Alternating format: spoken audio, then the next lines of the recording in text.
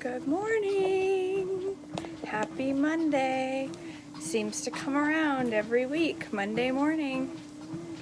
But it's a fresh start to a good week. So, all right, let's jump right into day 17 of our chronological Bible.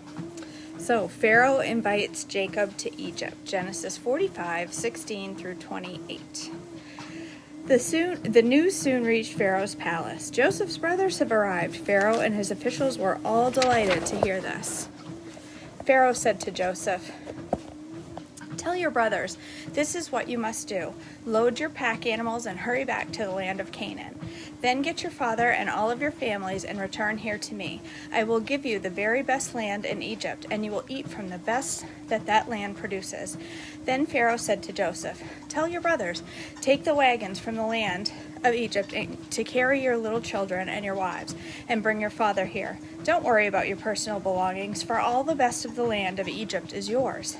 So the sons of Jacob did as they were told. Joseph provided them with wagons, as Pharaoh had commanded, and he gave them supplies for the journey, and he gave each of them new clothes.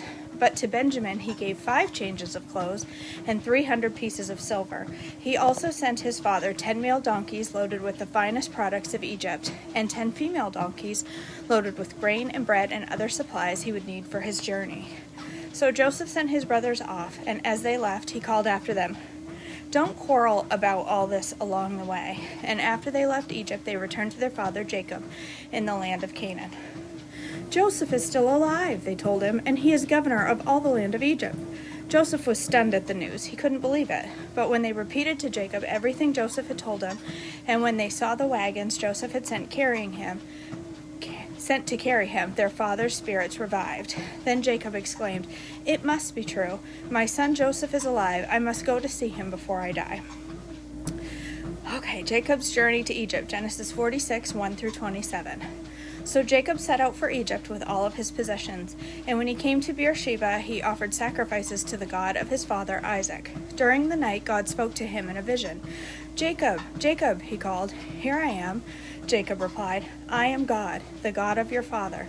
The voice said, "Do not be afraid to go down to Egypt, for there I will make your family a great nation.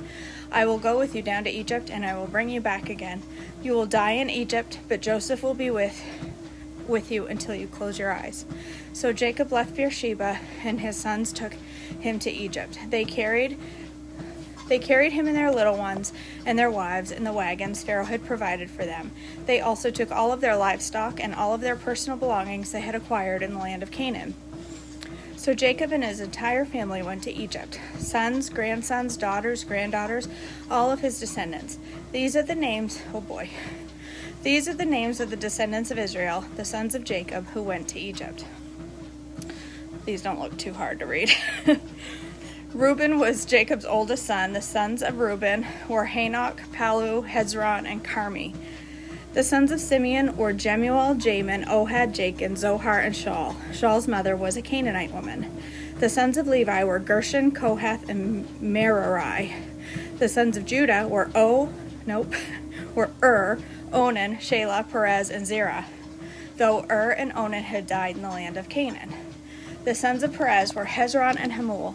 The sons of Issachar were Tola, Pua, Jashub, and Shimron. The sons of Zebulun were Serad, Elon, and Jaleel. These were the sons of Leah and Jacob, who were born in Paddan Aram, in addition to their daughter Dinah. The number of Jacob's descendants, male and female, through Leah was 33. The sons of Gad and Zephon. The sons of Gad were Zephon, Haggai, Shuni, Esbon, Eri, Arodi, and Areli. The sons of Asher were Imnah, Ishva, Ishvi, and Beriah. Their sister was Sarah. Beriah's sons were Heber and Melchiel. These were the sons of Zilpah, the servant given to Leah by her father Laban. The number of Jacob's descendants through Zilpah was 16. The sons of Jacob's wife, Rachel, were Joseph and Benjamin. Joseph's sons, born in the land of Egypt, were Manasseh and Ephraim. Their mother was Asenath, daughter of Potipharah, the priest of On. Benjamin's sons were Bela, Becher, Ashbel, Gera, Naaman, Ehi, Rosh, Muppim, Huppim, and Ard. Muppin, Huppim, and Ard. Okay. These were the sons of Rachel and Jacob. The number of Jacob's descendants through Rachel was 14. The son of Dan was Hushim. The sons of Naphtali were Jaziel, Guni, Jezer, and Shillem. These were the sons of Bilhah, the servant given to Rachel by her father Laban. The number of Jacob's descendants through Bilhah was 7. The total number of Jacob's direct descendants who went with him to Egypt, not counting his sons' wives, was 66. In addition, Joseph had 2 sons who were born in Egypt. So altogether, there were 70 members of Jacob's family in the land of Egypt. Okay, Jacob's family arrives in Goshen. Genesis 46:28 through 34. As they neared their destination, Jacob sent Judah ahead to meet Joseph and get the directions to the region of Goshen. And when they finally arrived there, Joseph prepared his chariot and traveled to Goshen to meet his father Jacob. When Joseph arrived, he embraced his father and he wept, holding him for a long time. Finally, Jacob said to Joseph, "Now I am ready to die, since I have seen your face again and know that you are still alive." And Joseph said to his brothers and to his father's entire family, "I will go to Pharaoh and tell him, 'My brothers and my father's entire family have come to me from the land of Canaan. These men are shepherds and they will raise livestock. They have brought with them their flocks and herds and everything they own.' Then he said, 'When Pharaoh calls for you and asks you about your occupation, you must tell him, "We, your servants, have raised livestock all of our years, as our ancestors have always done." When you tell him this, he will let you live here in the region of Goshen, for the Egyptians despise shepherds." Let me move this. There we go. Jacob blesses Pharaoh. Genesis 47:1 through 12. Then Joseph went to see Pharaoh and told him, "My father and my brothers have arrived from the land of Canaan. They have come with all of their flocks and herds and possessions, and now they are in the region of Goshen." Joseph took his 5 brothers with him and presented them to Pharaoh. Took 5 of his brothers and presented them to Pharaoh. And Pharaoh asked the brothers, "What is your occupation?" They replied, "We, your servants, are shepherds, just like our ancestors. We have come to live here in Egypt for a while, for there is no pasture for our flocks in Canaan. The famine is very severe there, so please, we request permission to live in the region of Goshen." Then Pharaoh said to Joseph, "Now that your father and brothers have joined you here, choose any place in the entire land of Egypt for them to live. Give them the best land of Egypt. Let them live in the region of Goshen. And if any of them have special skills, put them in charge of my livestock too." Then Joseph brought his father Jacob and presented him to Pharaoh. And Jacob blessed Pharaoh. "How old are you?" Pharaoh asked him. Jacob replied, "I have traveled this earth for 130 years, but my life has been short compared to the lives of my ancestors." Then Jacob blessed Pharaoh again before leaving his court. So Joseph assigned the best land of Egypt, the region of Ramses, to his father, and his brothers he settled them there. I said that wrong. To his brothers, oh my goodness. He assigned the best of the land of Egypt, the region of Ramses, to his father and his brothers, and he settled them there, just as Pharaoh had commanded.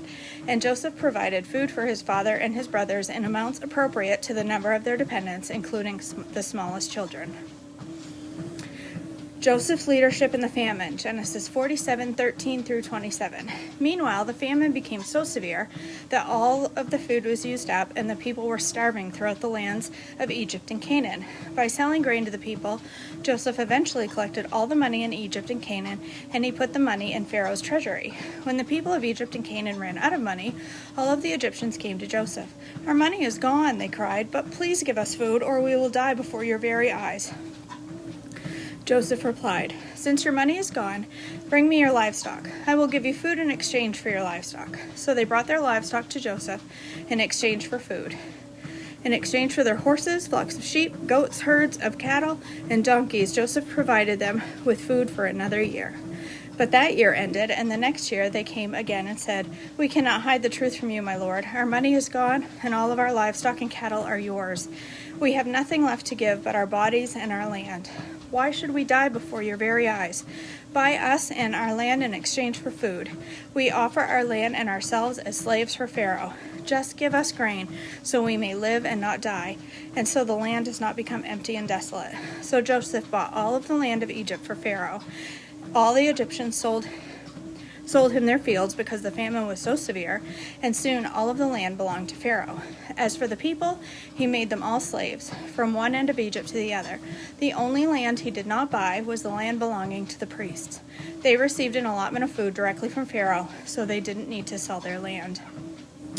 Then Joseph said to the people, "Look, today I have bought you and your land for Pharaoh. I will provide you with seed so that you can plant the fields. Then when you harvest it, 1/5 of your crop will belong to Pharaoh. You may keep the remaining 4/5 as seed for your fields and as food for you, your houses, and your little ones." "You have saved our lives," they exclaimed. "May it please you, my lord, to let us be Pharaoh's servants." Then Joseph issued a decree still in effect in the land of Egypt that Pharaoh should receive 1/5 of all the crops grown on his land. Only the land belonging to the priests was not given to Pharaoh. Meanwhile, the people of Israel settled in the region of Goshen in Egypt.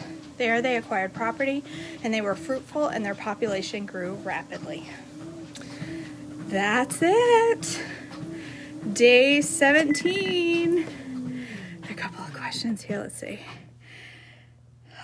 Brandy says, "Which devotional book are you reading?" Brandy, I'm actually reading a chronological 1-year Bible. Just reading our way through it.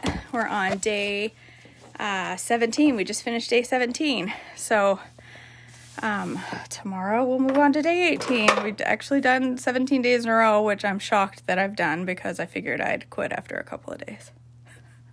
So, yay! So that wasn't bad. I didn't even look to see how much time it was. It was pretty short. It felt like 10 minutes or less. So it was a quick one today. So, okay guys, have a happy Monday. I hope this started your day off right, and I hope it blessed you. And I hope you all have a beautiful, productive, on plan, trim healthy Monday. All right, I'll talk to you guys soon. Love you.